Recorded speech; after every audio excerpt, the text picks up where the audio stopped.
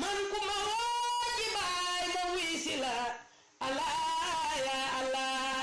Barameen TV yéen yéen a wóolu baay allah ya allah.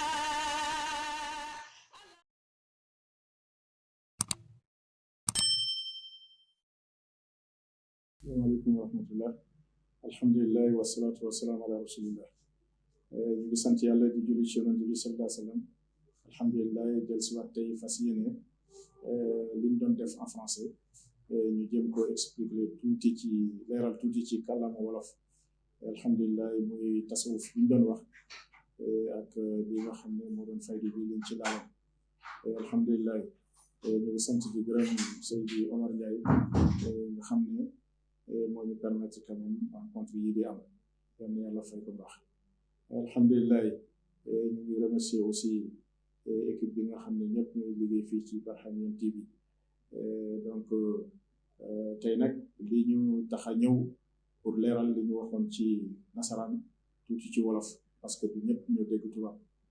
émission bi nag ñoom ñoo koy bëggee noonu français wolof te faydu bi aussi dafa international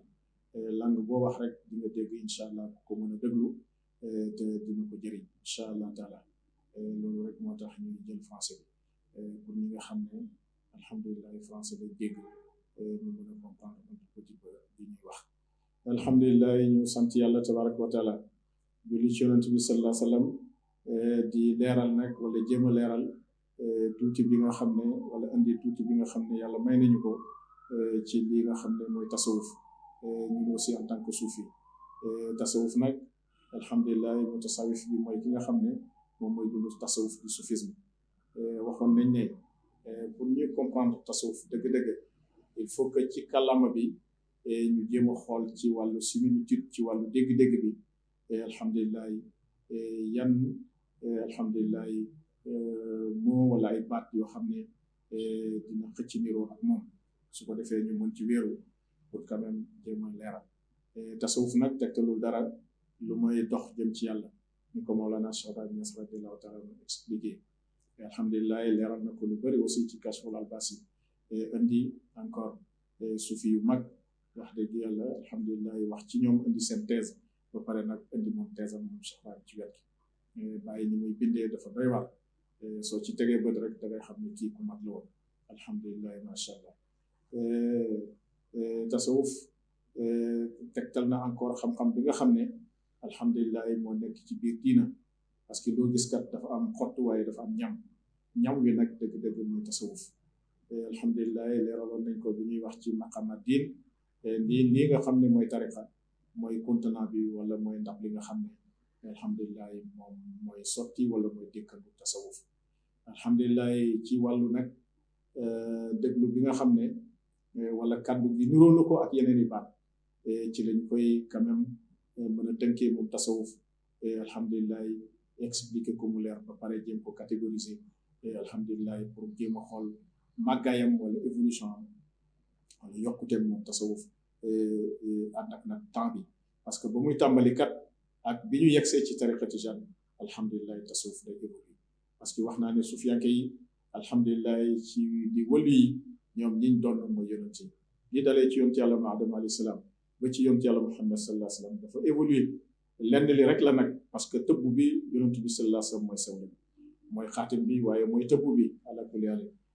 waaye nag alhamdulilah ñëw nañ ba ñetti téeméer ak fukk ak ñett ñu tuddee leen mursalina ñëw nañ ba juróom tuddee leen ulul azmi min rusul alhamdulilah loolu liñ ciy jàngatee mooy ñi leen donn ñoom it ñoonu lay évoluer fa mu commencé ci Konya jëm Kufa jëm Baxdaad ba fi mu yegg si fii ci Fès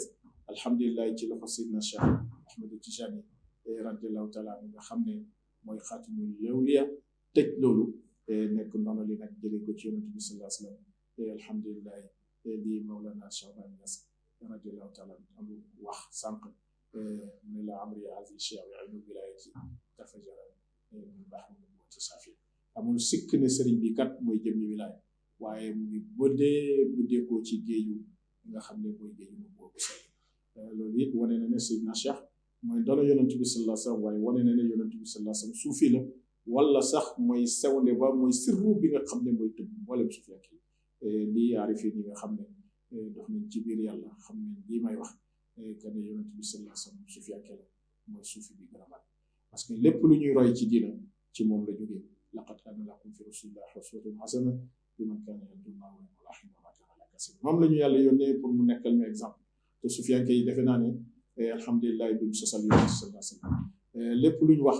yonent Cheikh Ahmed Tidiane radiyallahu anhu lépp lu mu wax suñu sëriñ daf ne amarani bi zalika rasul sallallahu alayhi wasallam te yéen ñëpp xam ngeen ne yonent bi sallallahu alayhi wasallam lépp lu mu wax rek ci borom la ko jóge wa maa yantiqu anil hawa in huwa illa wahyun yuuhaa moom amul coobare ci li muy jëf ndax dañ ko wax yu kon Seydina Cheikh lépp lu mu wax alhamdulilah ci yonent bi sallallahu alayhi wasallam moom it la ko dikkee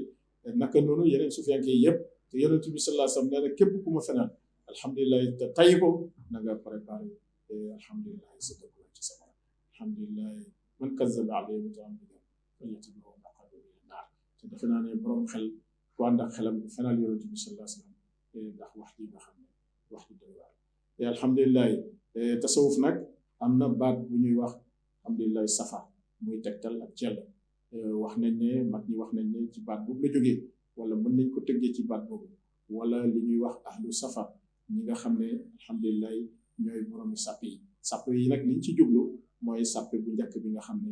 ñoom ñoo nekk quand même choisi les élites de la société wala suuf ki bu nga xam ne mooy tegtal leen wala suufi nag nga xam ne alhamdulilah mu ngi jógee ci suuf boobu mu wax léegi leen boobu suuf boobu nag mooy leneen mooy lu nooy et alhamdulilah parce que ñi nga xam ne ñooy suufiyanke daan nañ solo teg façon matière boobu daan nañ ko solo leen boobu daan nañ ko lambaayoo laxasaayoo alors xëy na moo tax ñu alhamdulilah dendale ko ak kàddu googu ak lim niru ak suufi waaye soo demee ci waxi Ibnu Khaldun alhamdulilah ci moom Ibnu Khaldun alhamdulilah ci téereem bu ñuy wax muqaddima wax na ci expliquer ne li tax alhamdulilah suufi boobu ñëw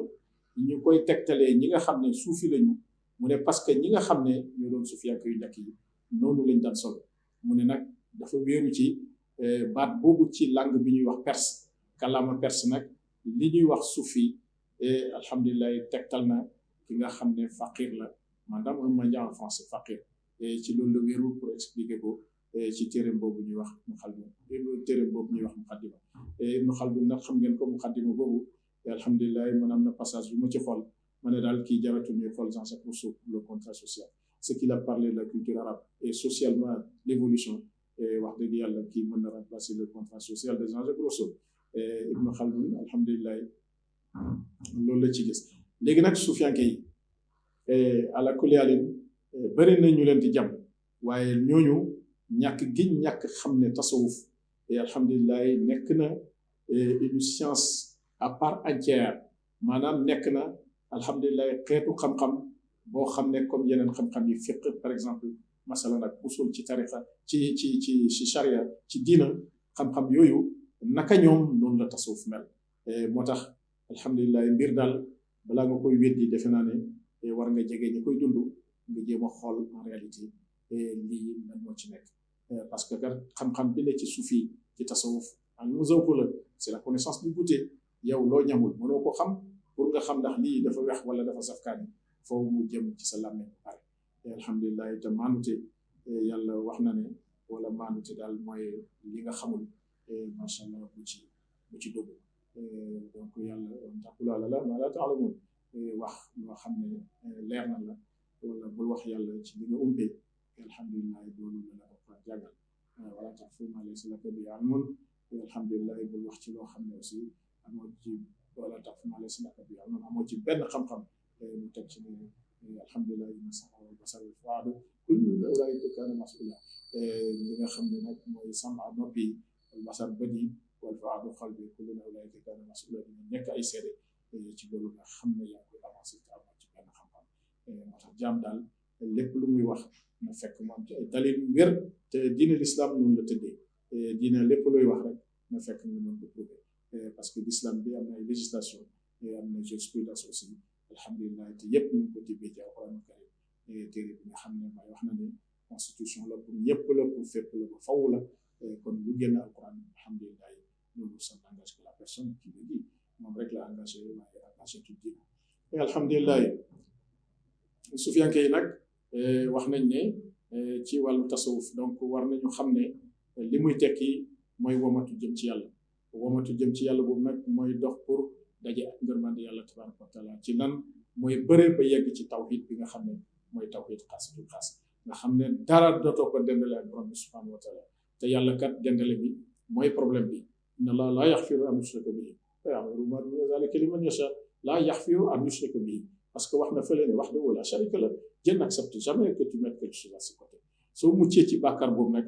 alhamdulilah bàkkaar yi des yëpp yàlla mën na ko bàyyi laa xafiru yàlla borom jéggal la alhamdulilah te wax na laa taqnatu min rahmatillah inna allah yaxfiru zunuba jamii'an bu leen yëkkeeku ci yërmande yàlla dina bàyyi mboolem bàkkaar donc problème bi daal mooy nga bëre bu mucc ci bokkale yàlla te loolu liggéeyu sufiyanke yi la alhamdulilah donc ba tax na nag sufiyanke tasawuf alhamdulilah ñu jéem a xool nag fan la déparé alhamdulilah ak évolution bi mu def ba yegg si ci li nga xam ne ñun mooy suñu tariqa mooy tariqa Seydina Cheikh Ahmed Tidiane mën nañ wax ne mu ngi déparé ci Madinatul Munawwara parce que yonent bi sallallahu alayhi wa sallam sufiyanke la moom mooy bàyyi mboolem sufi loolu bayit bi mu wax léegi bayitu Mawlana Chaban bi radiyallahu taala anhu tegtal ak yeneen tegtal yu bëree bëri waaye wax moom mën a wax yëpp da ngay wax li nga xam ne rek teew na sa kanam alhamdulilah muy apport bi nga xam ne mën nga ko joxe keneen su toogee it indi lu gën a fës lu gën a rëy sax li nga wax incha allah l'islam des di l'islam di géej koo xam ne kenn mënu ko jeexal alhamdulilah léegi nag bi nga mën nañ wax ne ci premier siècle bi nga xam ne alhamdulilah par rapport ak Égypte bi ci tàmbale mbay l'islam daal tasawuf commencé na ndax rasul sallallahu alayhi wa sallam mooy peeru sufi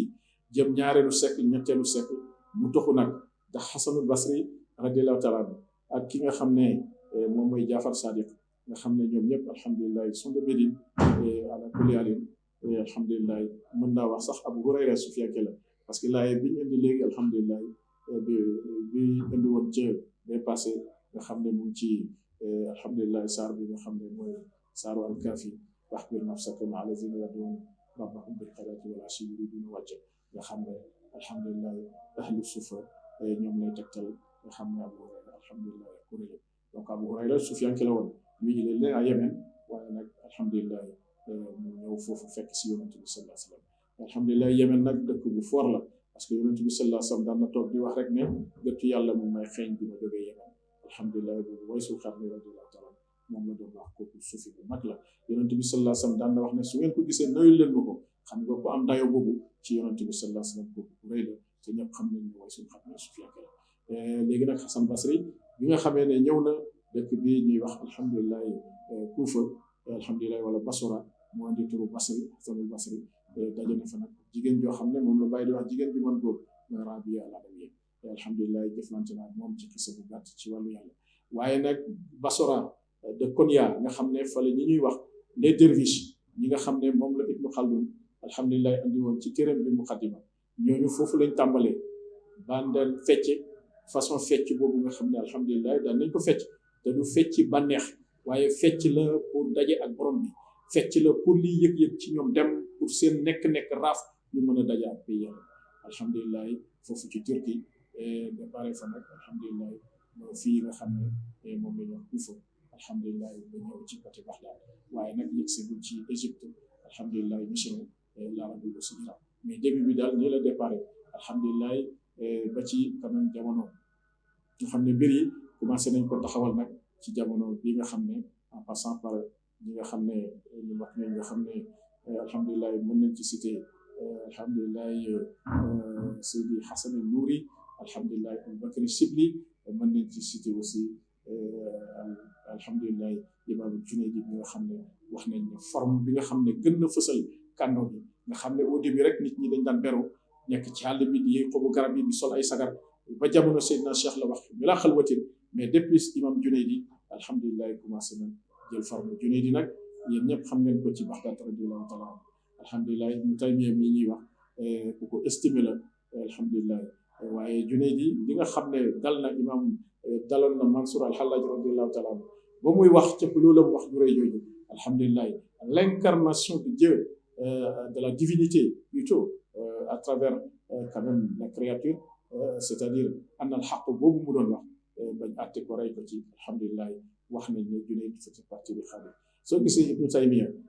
fonk imaamu Junayd parce que Junayd ne parlait pas beaucoup ñoom nag yenn wax yi nga xam ne Sufyaan yi ñu ngi ko doon wax te dafay dépassé xelu nit ci lañ wéeru woon nag jàpp ne ay dérive la alhamdulillah te ñoom tollu woon niveau boo xam ne mën nañu comprendre wax bi ñu jàpp ne nag comme lii dëppoowul ak li nga xam ne moom la mag ñu andi woon moo tax sax ci téeréem boobu alhamdulillah moom Ibnu Taymiya al fuqara wala al sufi wal fuqara mu ngi ci leeral alhamdulillah li nga xam ne mooy yenn dérive yi nga xam ne alhamdulillah Sufyaan yi ñu ngi ko doon def ci le réfuté yu bëri waaye it mu ngi leeral état yi nga xam ne état spirituel aw xaal yi nga xam ne alhamdulillah xaal yi nga xam ne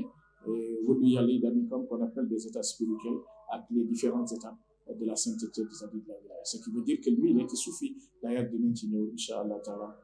axwaal yooyu alhamdulillah kenn du ko nangu bëgg a expliquer lu mooy nga nangu ne kii quand même mu ngi ci jëm yàlla ji parce que ci xadara boobu alhamdulillah ci ngay amee xadara yonent sallallahu alayhi wa sallam su leen neexee bu gën a jege ci ngay amee yëg-yëg yooyu te àla kulli yàlin tasawuf boobu nag alhamdulillah Sufyaan yi wax nañ ci soo ñëwee ci imam al-Ghazali bi nga xam ne alhamdulillah soriwul wax na ne ci alhamdulillah ya ulumu diinam wax na ne alhamdulillah obligation la pour bépp jullit xam yàlla wax na aussi ne képp koo xam ne jëlul tasawuf ba dee mu ne di nga dee ak bakkaar yu sew yoo xam ne doo ko yëg fekk yaa ngi fekk dell ki bakkaar lii nag ñëpp xam nañ lan mooy shirku xafi kon loolu lu mën a nekk la te soo demee ci waxu alhamdulillah imam Sadili alhamdulillah ñëw na pour gën a dëgëral wax boobu imam Zarruq également ñëw na pour dëgëral wax boobu imam Suyuti radiallahu taala anhu nga xam ne yéen ñëpp xam ngeen soloom alhamdulillah xadis bu mag boobu Seydina Abubakar Siddiq solo woon ci xajatul bidaaya nga xam ne yonent bi sallallahu alayhi wa sallam mu ngi ciy wax njëriñu tudd yàlla alhamdulillah jéggalu yàlla d'abord mu ne soo jéggaloo yàlla mu bàyyi say bàkkaar alhamdulillah soo tuddee yàlla mu yëkkati la alhamdulillah soo jullee ci yonent bi ñu ràmm la bés lii andi na tariqa tijaan waaye nag bàyyi mu ngi expliqué mu ne waroon mu ne yonent bi sallallahu alayhi wa sallam ci tariqa bi dañoo andi istighfar andi salaatu ala nabi door a andi haylala mu ne lii disposition bi nga xam ne ca boromam la waaye yonent bi sallallahu alayhi wa sallam suy wax dafay wax d'abord ci istighfar jëm ci yàlla wax ci haylala jëm ci yàlla door a wax salaatu ala nabi pour suufee boppam et alhamdulillah loolu nag hadis boobu imaamu Suyuti moo ko andi jëlee ko ci Abubakar Siddiq radiyallahu anhu su ngeen demee ci jaamiu Suyuti alhamdulillah dinañ fi fekk hadis boobu nag traité na tariqa tijaan donc imam Suyuti dafa wax mu ne radiyallahu taala anhu mu ne tasawuf daal mu ngi mel ci xam-xam ni nga xam ne littérature maanaam ay bind ki wax noonu la mel ci grammaire ci naaw mu ne noonu la tasawuf mel mu ne nag beneen bi mooy alhamdulillah keneen ki di imam Zarruq alhamdulillah wax na ne tasawuf moom mu ngi mel ci diina ni nga xam ne wala mu ngi mel ci xam-xam daal ni nga xam ne ruu noonu la mel ci jëm donc ñaar ñi ñëpp wax nañ soo demee Zarruq ba xam alhamdulilah bàyyi indiwaat na ko alhamdulilah di gën a dëgëral wax boobu kon tasawuf alhamdulilah lu rëy la mooy li nga xam ne daal jullit bi ci lay jëlee dox bu am solo pour jëm nag ci sellal bakkan bi wala jëm ci station bi nga xam ne bakkan bi dina daje ak li ñuy wax la station de la kaamilatu muy bakkan yonent bi sallallahu alayhi wa sallam ci tasawuf moo koy amee waaye nag sufiyanke yi alhamdulilah yu mag yoo xam ne ci trempe bi nga xam ne jege nañ imaamul Junayd alhamdulilah Seydi alhamdulilah Hasan Sazili laa bëgg a wax radiallahu taala anhu gannaaw trempe boobu ñoom ñoo gën a jege tariqa tijaan laa bëgg a wax ci nga xam ne dëkk bii ñuy wax Misra ci Caire alhamdulilah nga xam ne Seydi Abdul Abbas al-Marsi jàppoon na ci moom alhamdulilah li nga xam ne nag mooy imam Chazili moom nga xam ne jëflante na ak Seydina Cheikh alhamdulilah jël na ci moom tariqa Chazili waaye nag joxu ko kenn mag ñi wax nañu loolu alhamdulilah ba ci jamono Seydi Ahmed al Kurdi yi nga xam ne jël na ci moom xalwatiya waaye joxe na ko ndax jox na ko Seydi Alioune Harazimi alhamdulilah am na ñeneen ñuy wax ne joxaat na ko keneen xëy na mu nekk Seydi alhamdulilah Damrawi waaye yàlla moo xam ne Seydi Ali Harazim moom alhamdulilah wér na jox na ko ndax daje na ak moom ci ziaram ci bi muy dem Fès ba mu wax ko ne alhamdulilah man maay Ahmad Tijani mi nga xam ne ci gént ne alhamdulilah may nekk ki nga xam ne may jàpp solo ci Seydi Ali Harazim radiyallahu taala jox ko boppam tariqa xalwati parce que boobu tariqa Tijani alhamdulilah ñu continuer ci tasawuf bi nga xam ne moom lañ fas yéene leeral alhamdulilah wala ci moom lañ nekk di ko leeral parce que kat ñu bëri dañoo umpe ne tasawuf dafa bokk ci diina alhamdulilah dañu umpe waaye nag sufiyanke yi yëpp wax nañ ne même Ibnu Taymiya bi nga xam ne ñenn ci ñoom ñu ngi diingat tasawuf wax na ne tasawuf kat alhamdulilah xam-xam la moom xeeti xam-xam yu mel ni fiq ci biir diina alhamdulilah wala usul loolu nag liñ ciy jàngatee mooy peut-être xëy na am na incompréhension te dinañ gën a développer ci moom pour leeral ne ñiy wax ne Ibnu Taymiya suufi la lu wér la parce que jaar na ci tariqa bii nga xam ne moom la ñuy wax tariqa xadriya di imam Seydi alhamdulilah Abdul Qadir Jilani al Baghdadi radiallahu taala anhu ce grand saint hanbali alhamdulilah Ibnu Taymiya l'estimait beaucoup d'ailleurs il a commenté beaucoup de ses écrits maanaam lu bëri lu bind Ibnu Taymiya def na ci chara te loolu defe naa ne nit ki soo amul ci moom estime wala kóolute doo bind ci moom ba ci wax na beneen wax bu gën a doy waat wax na ne li nga xam ne suma diggante ak imam boobu di Abdul Qadir Jilani ak moom suñu diggante ñaar rek moo fa dox loolu nag ñun ñi nga xam ne ay suufi lañ xam nañ li muy tegtal parce que tasawuf kat dafa am lu ñuy wax généalogie spirituelle maanaam silsila su fekkee wax nga ne sa diggante ak nit ki ñaar rek moo fa dox kon nangu nga sa silsila ci moom te moom sufiyanke la woon ñëpp xam nañ loolu kon loolu wéral na encore ne moom suufi et am na benn taalibeem boo xam ne bokk na ci ñi ko gën a jege bu ñuy wax Ibnu Xayyim al Jawziya Ibnu Xayyim boobu Xayyim boobu nga xam ne bokk na ci taalibeem ñi ko gën a jege def na seede yu rëy ci Ibnu Taymiya wax na ni yàlla mayoon na ko kashfu alhamdulilah muy gis loo xam ne wala muy prédire loo xam ne ñëwagul ci la leen waxee sax ci juróom-benn li téeméer mais alhamdulilah ak juróom-ñeent fukk ak juróom-ñeent waxoon na leen ne wax bu rëy bi nga xam ne gis nañ ko ca kanam ne tartaar yi alhamdulilah dinañ dugg Sham waaye nag ñoom ci seen bopp danañ essayer nangu Sham waaye jullit ñi ñooy am ndam biñ demee ba juróom-ñaar téeméeri at ak ñaar 702 alhamdulilah Ibnu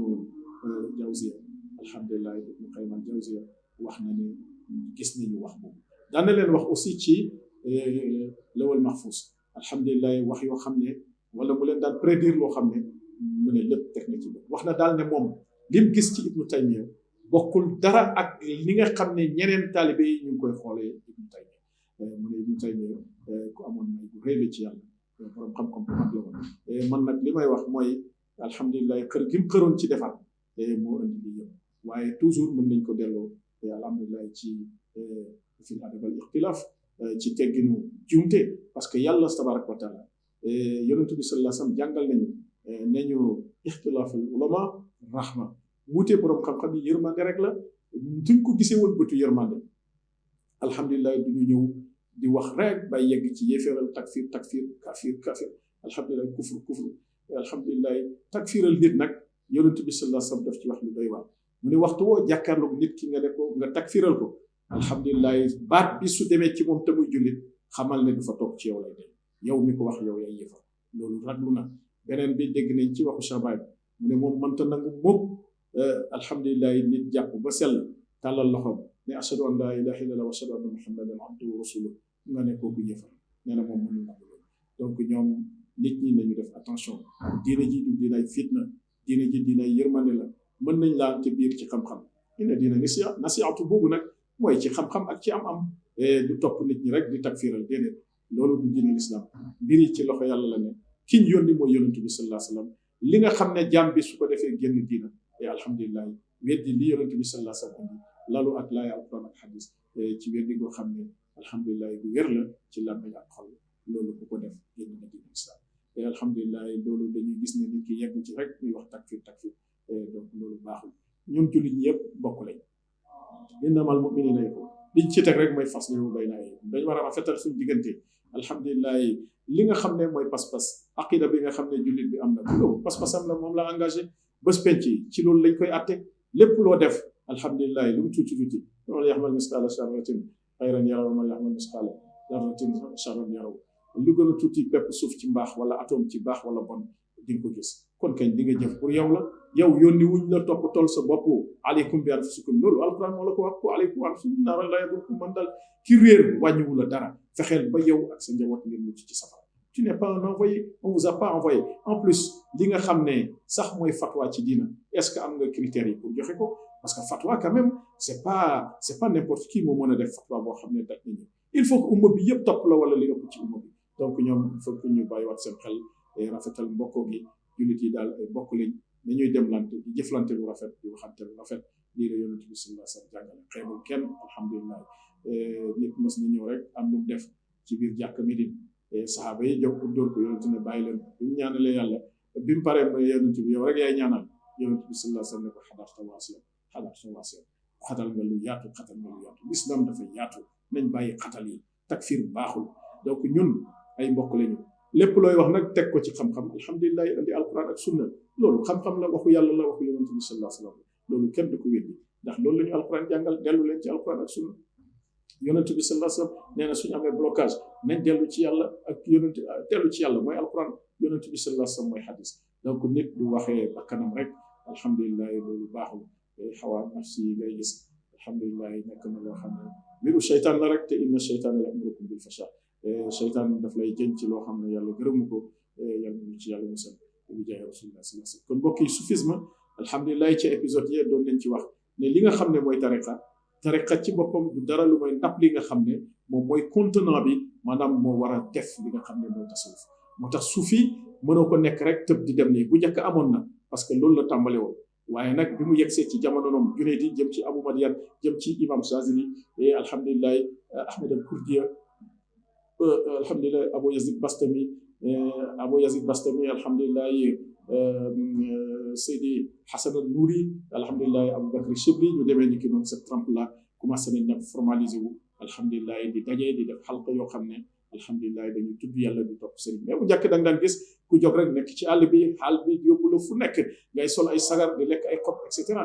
ba ñu yegg si nag ci jamono Seydina Cheikh Ahmadou Tijani et alhamdulilah mu jël nag beneen forme ala kulli yàlla boo xam ne ci lañu commencé jëriñoo tasawuf en réalité parce que tariqa Tijani siratika tamil asqam moo sës ci xadara yàlla comme tariqa di tegtal nag liy contenir suuf yi mooy dox jëm ci yàlla biñ yegsee ci tariqa bi nga xam ne siratika tamil asqam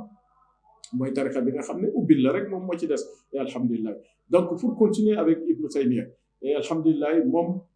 waxam yu rëy la am bind na benn téere alhamdulilah al suufi wal fuqara téere boobu mu ngi ciy leeral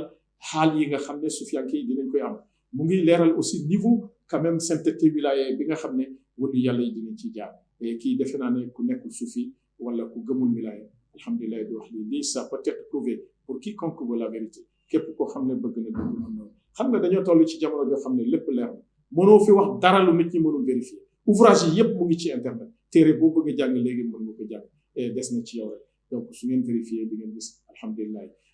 bind na encore beneen téere alhamdulilah alfurqan bayna al-awliya rahman wa awliya shaytan alhamdulilah foofu nag dafa réfuté carrément li nga xam ne mooy ndono bi nga xam ne war nañ ko doon wala wax nañ tëj wilaaya Muhammadiyya moom nangul loolu nangul également nit ki nga xam ne war na ci toog alhamdulilah nekk xaatimul wilaaya côté boobu sax alhamdulilah tijaan yi gis nañ ne alhamdulilah ñoom la réfuté seen alhamdulilah aqida pas-pas waaye nag loolu dara parce que bëgg gi bëgg a xam le xëy na mooy loolu moo tax may wax ne ay jëfama ki waxam mën nañ ko dugal ci alhamdulilah adabul ixtilaaf et su boobaa on verra que la rahman yi yërmande yàlla rek li ñuy gis ci jëfam alhamdulilah li bay waxoon ci alhamdulilah bi waa ji wax ci xabdu ak sadulu alhamdulilah Abu Xaasim bi bàyyi mu ne bàyyi bi muy wax ci gàttal bi gaa yi wax ci Ibnu Xaasim bi muy wax ci sadulu ak xabdu ci julli mu wax ci sadlu parce que mu ngi référé wu ci imaamul Malik radiyallahu anhu imaamul Malik am na jamono mu am benn sentence bu mu joxe àtte buur bi neexu ko mu am lu mu ci daj bu mënatul dank ay loxoom donc ci kisa bu gàtt ala kulli haal moo tax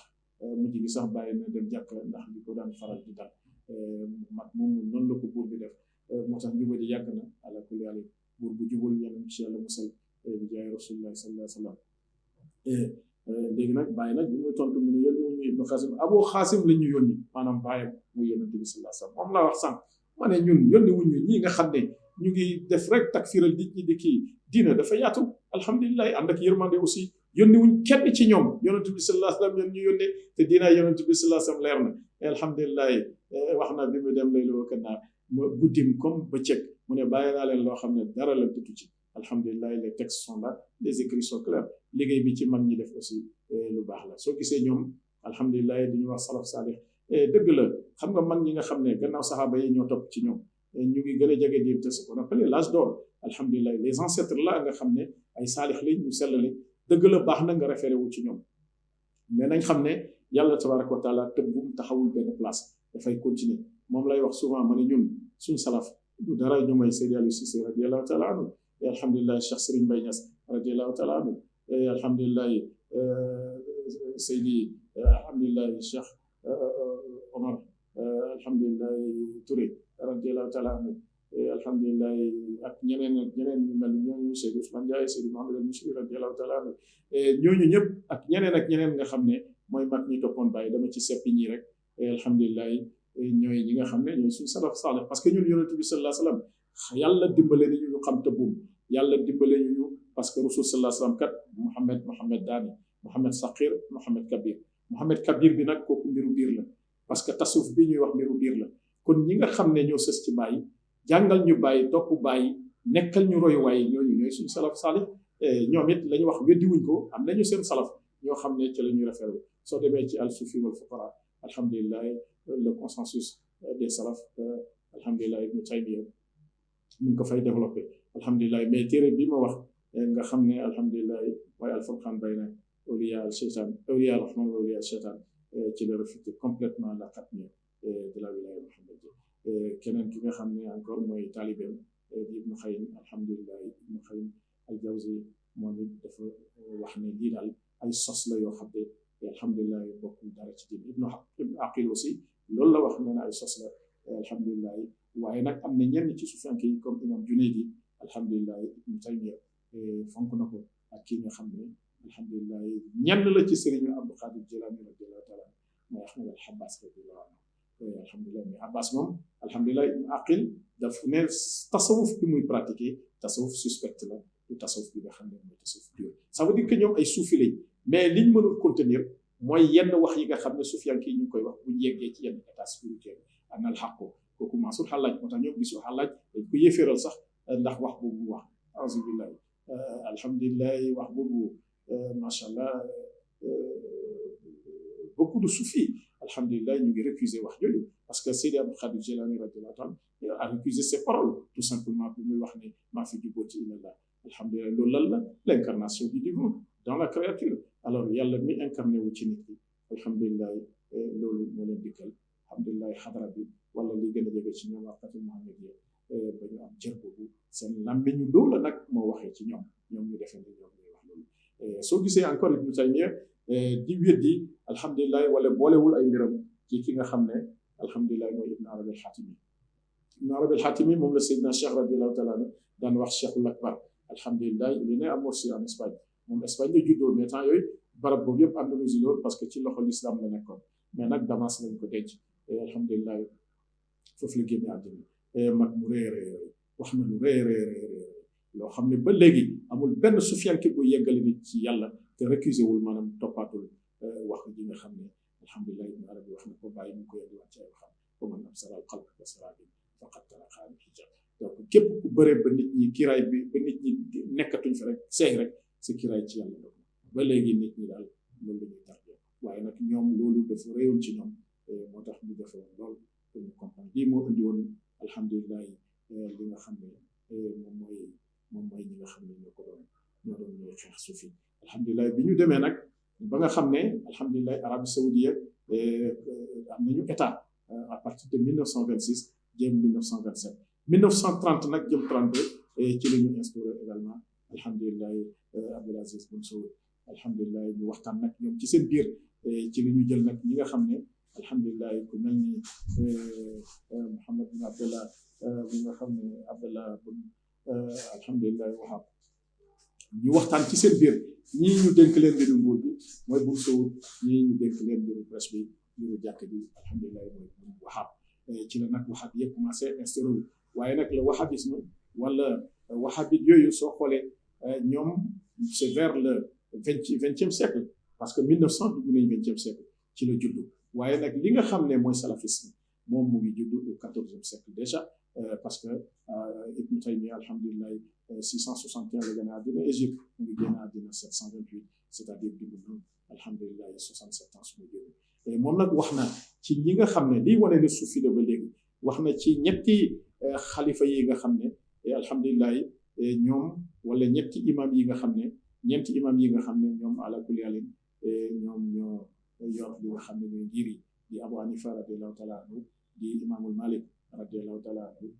di ki nga xam ne alhamdulilah mooy imam bi nga xam ne mooy imaamul Ahmad imam Shafi imam Ahmad alhamdulilah radiallahu anhu wax na ne ñeenti ñooñu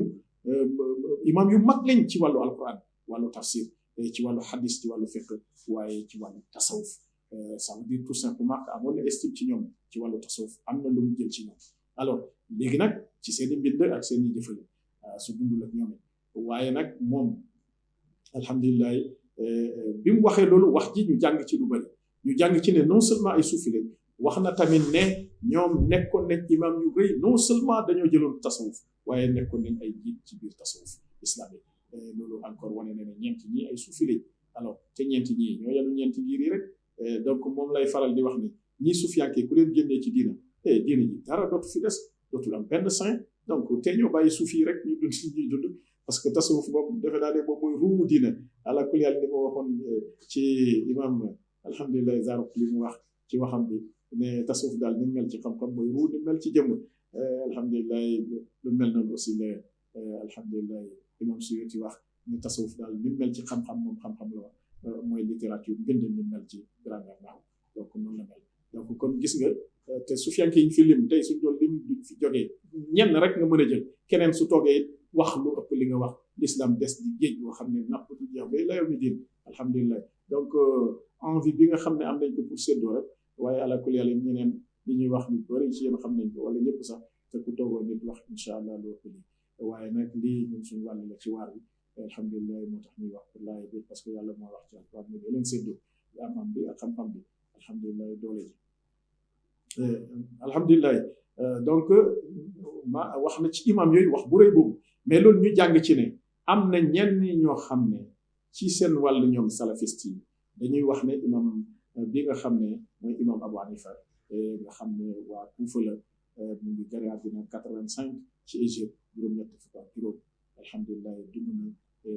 juróom-benn fukki at ak juróom-ñaari at loolu la yàlla dogal ñu dund wax nañ ne kooku dafa daayif ci xadis waaye wax bi nga xam ne Ibnu Taymiya wax na ko weddi na loolu te wax ji alhamdulilah soo demee ci téeréem boobu nga xam ne moom la ñuy wax min haajul hadis min haajul sunna plutôt alhamdulilah autant pour moi di fa fekk wax ji je crois que téeméer ak fanweer ak benn wala téeméer ak fanweer ak ñaar ci xët yi ci page ba page di ko fa fekk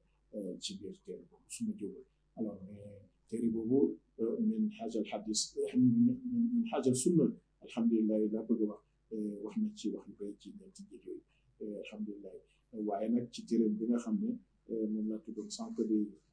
alfurqaan bayna awliya shaytaan awliya rahmaan wa awliya shaytaan ci la nag la fi tey xam ne bi nga xam ne mooy xam ne wilaaya muhammadiya alhamdulilah ñoom nag ñeenti ngir yooyu lii wane ne ñoom suufi lañ alhamdulilah imam bi nga xam ne mooy imam Abu Hanifa wax na ne mu ne perte la woon ci man su dul woon ak ñaari xat yi mel ni dañ ko laaj ñaari xat yooyu dem na mu ne ñaari xat yi nga xam ne ànd naa ko ak Seydi Jaafar Saalih alhamdulilah ci la ma dimbale ba ma yegg ci yàlla ci laa amee xam-xam bu maarifa wax yi yëpp na nañ ko vérifié alhamdulilah loolu wax na ko imam Abu Hanifa radiallahu taala imam Malik radiallahu anhu wax na ne képp koo xam ne mu ngi jàng li nga xam ne mooy fiqh tafaqaha te jàngul li nga xam ne mooy tasawuf mu ne kooku alhamdulilah nekk na faasiq nag mooy ki nga xam ne alhamdulilah un pervers ki nga xam ne alhamdulilah dafay wax sax ba nga yegg sax ci alhamdulilah di takfir yàlla moo xam ne képp koo xam ne aussi jël na tasawuf yoonu sufiyanke ba pare délaissé li ñuy wax jurisprudence maanaam fekk mu ne kooku nekk hérétique c'est-à-dire hérétique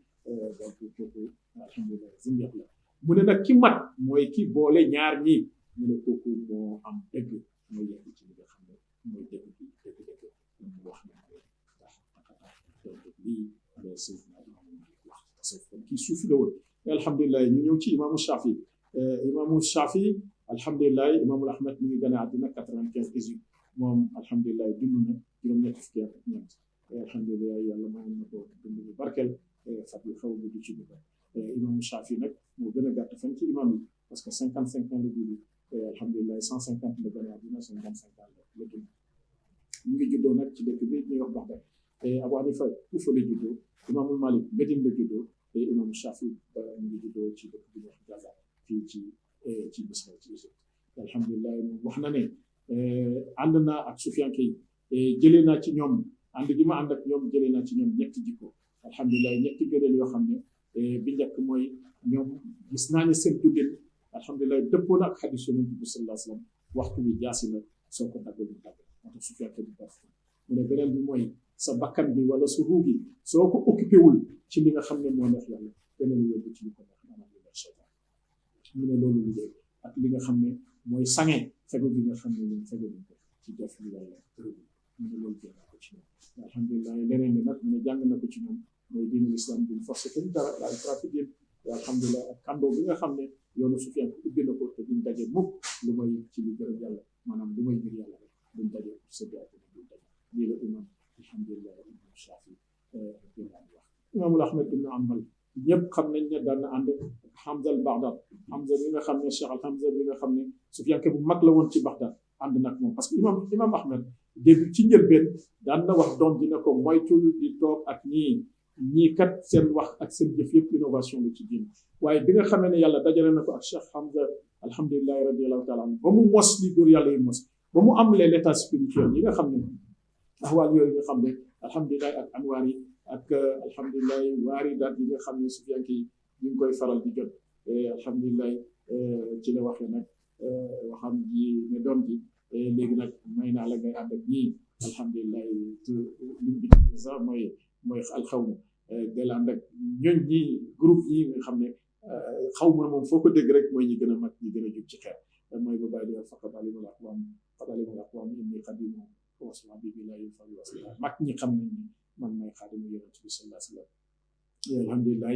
ñeenti imam yi kon ñoom amuñ sikki sàkk ne ay Sufyaanke lañ ak ñi nga xam ne tudd nañ leen ak ñu bare ñoo xam ne suñ ko doon lim du fu jeex ñooñu ku leen génnee tey ci diina luy deseti ci diina te imam yi mooy suñuy référence tey même ñii nga xam ne ñooy salafiste yi ak ñooy wahabit yi seen référence mooy ki nga xam ne mooy imaamul Ahmad mi nga xam ne waa Baxdaad la woon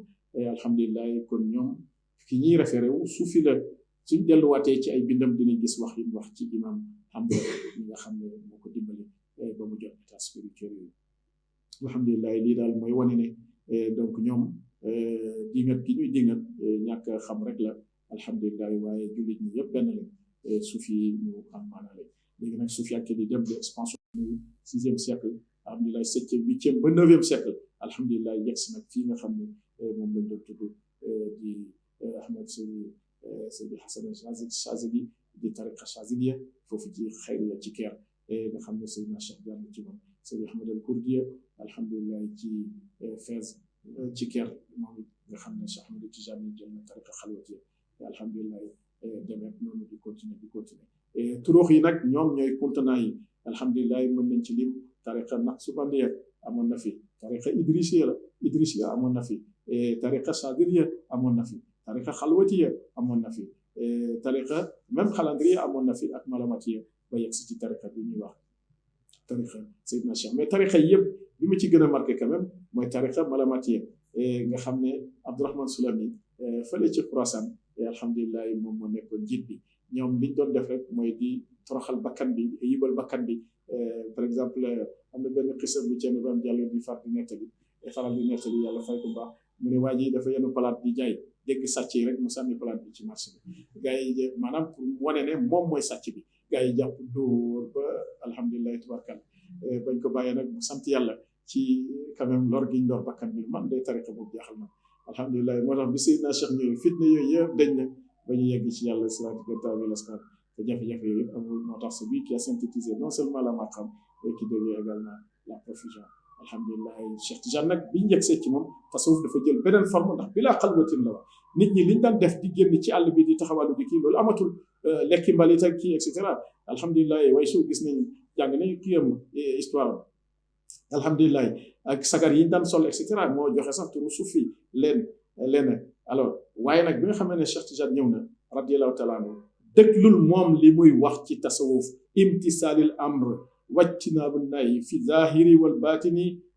la min xaysu yarda la min xaysu tarda mu ne jëfee ndigal bàyyi tere ci li feeñ ak li nëbbu min xaysu yarda ce qui est important ni ko yàlla bëggee la min xaysu tarda pas comme tu le veux toi du yow ni ko bëggee mais wax ji kenn mosu ko définir tasawuf lii mooy wane ne alhamdulilah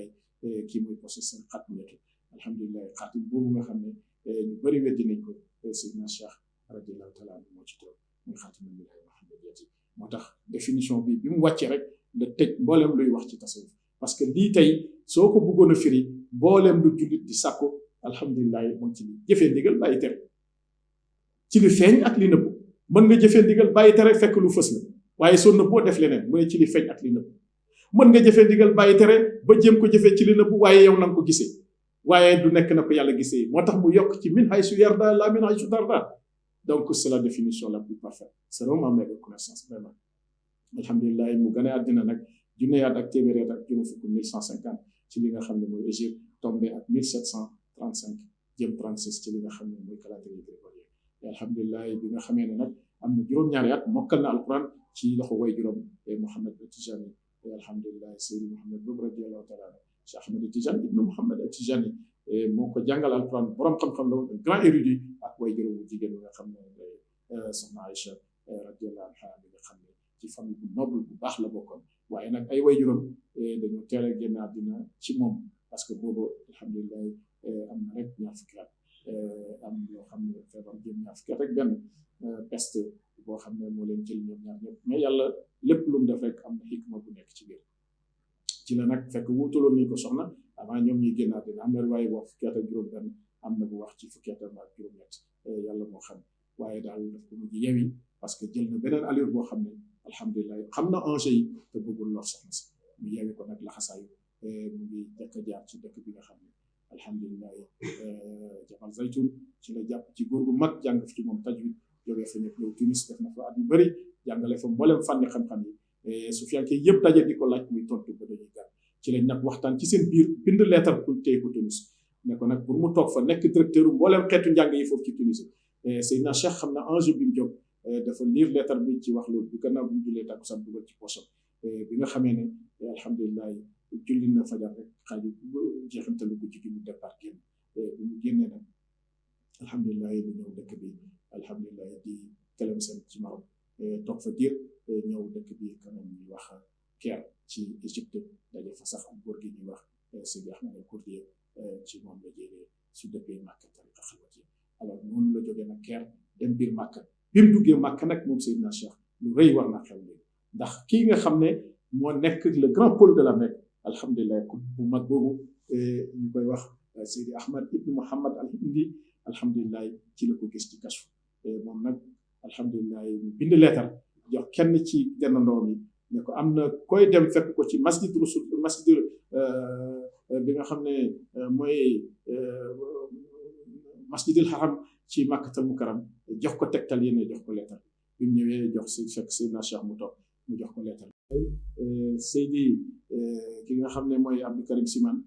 dafa gis Cheikh Ahmed Tijani radiyallahu taala rek ne ko dugal xalaw defar retraite spirituelle ñetti fan mu ne ko lu tax mu ne ndax mu mën a jotale ci fan mu ne jaru ko Cheikh Tidiane refusé poliment alhamdulilah ndax am na lu nekkoon ci biir bëggoon na ay taalibeem di yegg ci yàlla am fatu te duñu am jafe-jafe duñ jaar ci ay xalu ak coono yu rëy yooyu moo tax Cheikh Tidiane daf ñu dindil pakk yi ak coono yëpp alhamdulilah tarixam sax moo sës ci xadara bi sirati moo tax may wax ne Cheikh Ibrahim Niass radiyallahu taala ba muy wax tawaytu wa saaltu tariqi ila al xaqi li kulli muridin wasli lil xaq bil xaq lem na yoon wi yombalal nañu ko pour képp ku bëgg a yegg ci yàlla loolu la meñu Seydina Cheikh la parce que bàyyi day waxee la ñu bëri parce que Seydina Cheikh réussir na loolu déjà alhamdulilah Abdou Karim Siman nag jox ko secret yi mu yoroon yëpp wax ak moom wax yu rëy Cheikh Tidiane daf ko demandé gis yonent bi sallallahu alayhi wasallam loo xam ne nekkul ci nelaw te nag alhamdulilah ay way toppam yegg ci yàlla sans difficulté mu nangul ko loolu ci la départ nag ñibbisi alhamdulilah ci Tlemcen jaar nag ci Tunis bu mu yeggee foofu nag Tlemcen mu toog fa diir nag continuer di jàngale gannaaw bi la fa jógee nag delluwaat Fès pour ziyaare ji nag kii nga xam ne alhamdulilah ci lay jëlee tariqa bi may wax si di tariqa xalwati di Seydi alhamdulilah Ahmad al Kurdi Seydi Ahmad al Kurdi wax na wax yu doy waar ci Cheikh Ahmad Tidiane radiyallahu wax na ne kii ni muy waxee ci xam-xam ak suy wax leer gi dugg ci xoli nit ñi musuma gis teen boo xam ne ci xam-xam mel na teen boo xam ne du ngacc mukk ci xam-xam bu tolloog Seydina Cheikh ñoom sufiyanke yëpp ñoo ko séddal moo tax ñuy wax ci Cheikh Ahmad Tidiane wala di jéem a inkaar tariqa Tidiane Cheikh Tidiane tollawul ak benn góor yàlla alhamdulilah loolu dañ koy wax mais ngir yàlla rek moo tax parce que nono gi mu am ci yonent sallallahu alayhi wasallam moo tax ma wax bi yonent bi mooy xaatimul anbiya Cheikh Tidiane mooy xaatimul awliya alhamdulilah foofu la tiimee mboolem wala yi di leen tëbb te loolu moom wax na ko ba ñaari taalibe ci ñaari góoram di werante mu ne tariqa bi man rek maa fi góor alhamdulilah ku ma xam man rek maa fi góor min xaafin ila xaaf fi jant bi fekkee bu fi mu soy ku ma xam man rek ngay xam alhamdulilah kon Seydina Cheikh moom mooy ki nga xam ne alhamdulilah mooy tëbb mbooleem ñi nga xam ne alhamdulilah mooy lawliyaay loolu sans nul doute mais aarifin yi aussi moo leen di tëbb ci biir lawliyaay aarif bi wali la waaye nag aarif wali moo gën a for wali bu nekk bu yegsegul ci maarif ñëpp Seydina Cheikh moom mooy ki nga xam ne moom mooy boobu bàyyi wax na ne alhamdulilah Cheikh Tidiane kullu sirin fi baraya maddahu Seydina Tidiane ce qui confirme encore que Seydina Cheikh jusqu'à présent tëbb bi moom la ndax fayda bi fayda Tidiane alhamdulilah ba mu jógee Fès nag la delluwaat nag alhamdulilah Tlemcen départ fa nag delluwaat dëkk bii ñuy wax alhamdulilah baladul abyad pour ziyaara ki nga xam ne alhamdulilah mooy Cheikh Abdou Khader alhamdulilah Seydi Abdou Khader Maghribi parce que waxoon naa Abdou Khader Jilani al Baghdadi kii Abdou Khader bii nga xam ne nag mooy Abdou Khader Maghribi dem na ci moom nitu yàlla yi dañuy bëggante dañuy ziyaarante loolu mooy seen point fort alhamdulilah ba mu delloo ci moom nag ziyaara ko fa la jógee nag alhamdulilah dem Fès bi mu demee Fès alhamdulilah waaw mooy ziyaara bi mu delluwaat Fès bi mu delluwaatee Fès nag alhamdulilah mu delluwaat Tlemcen laa bëgg a wax alhamdulilah mais bàyyi na xelam dellu si waat alhamdulilah Fès pour quand même alhamdulilah installé wu quand même une bonne fois nga xam ne définitivement foofu la jógee mais de là-bas maanaam dëkk boobu baladul abyad boobu mu wax fi mu ziyaara quand même sëriñ bi mooy wax Cheikh Abdou Khader Maghribi fa la jógee nag alhamdulilah dellu dem ci dëkk bi ñuy wax Jalala yàggu fa mu dem Abou Champoun ci Abou Champoun nag fi la jotee mboolem may yi nga xam ne alhamdulilah bu ko doon xaar ndax fa la gisee yonent bi sallallahu alayhi wasallam te defoon na demande bi fële ci Médine ba mu dajee ak Abdou Karim bi nga xam ne mooy Abdou Karim Siman alhamdulilah mu gis yonent bi sallallahu alayhi wasallam mu ne raaytu rasulillah gis na ko moom yonent bi sallallahu alayhi wasallam jaxran wa yaqdatan la man nelawul ŋaas la ko gis mu ne ko anta wala di xaqan anta wala di xaqan ñetti yoon yaay suma doom dëgg yaay suma doom nag alhamdulilah di sëriñ bi di wax rek Thierno Ibrahima Diallo moo ci nekk doom ci zahir mooy doon koom bi ci àdduna mbiru àddina waaye ci baatin maqama bi lay doon kon mu ne ko anta wala di moo tax xaqan bi mooy tegtal ne ndono bi xaqan la jël ci rasul sallallahu alayhi wasallam yemul foofu mu ne waqaala li daal kullu shuyukh tariqa yi ma fekk ci yow yëpp yoon yi yëpp sànni ko man maay sa sëriñ jëm ci yàlla kon yonent bi sallallahu alayhi wasallam alhamdulilah mën nañ wax ne tariqa Tidiane bi mu yoroon la jox Seydina Cheikh Ahmad Tidiane radiyallahu anhu Cheikh Tidiane tëj na lawliyaa yi nekk xaatim bi di leen tëbb kon yonent bi sallallahu alayhi wasallam suufi na loolu jarul nekk fii di werante suba ko bon ala kulli haal alors léegi nag moo tax Seydina Cheikh bi mu jotee loolu mu ngi ko jot ci junney at ak téeméeri at ak juróom-ñeent fukk ak juróom-benn muy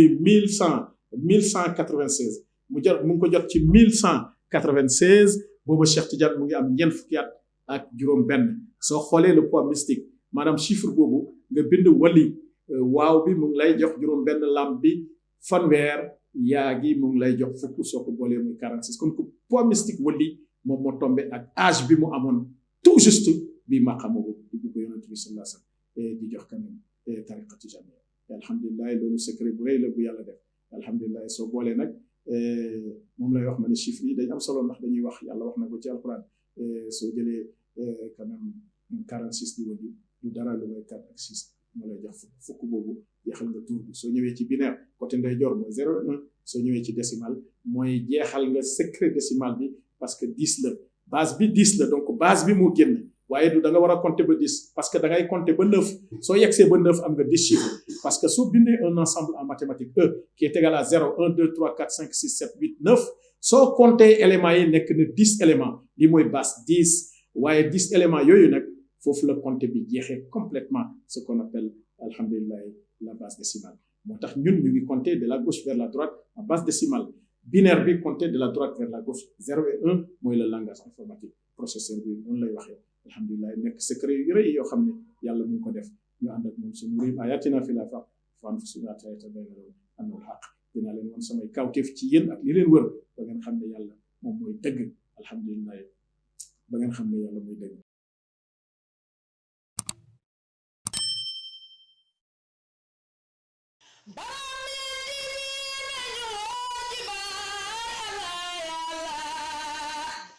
man ku ma woo ci baay ma wisi la Allah ya Allah Barameen TV yéen yéen a wóolu baay